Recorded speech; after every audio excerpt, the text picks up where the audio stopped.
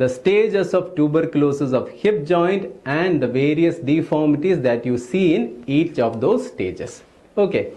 TB hip progresses in 5 stages, and interestingly each of these 5 stages will have different deformities in the hip joint, and very often they will ask you or they will give you a particular deformity in the question and they will ask you to answer which stage of tuberculosis the patient is suffering from. Okay, so basically there are 5 stages in TB hip. Stage 1 is stage of synovitis, where you get flexion, abduction, external rotation deformity and an apparent lengthening.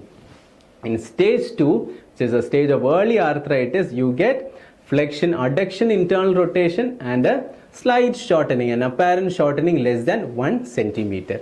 What about the next stage? Stage 3 is stage of advanced arthritis, where you again get flexion, adduction, internal rotation, but the shortening would be much higher. There will be a true shortening this time, which is more than 1 centimeter.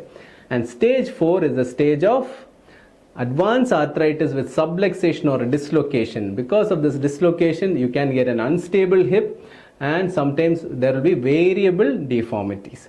And finally, you get a stage of fibrous ankylosis, where the hip joint is completely fused together with fibrous tissue, so there won't be much movements in the hip, and whatever movement is there, it will be severely painful.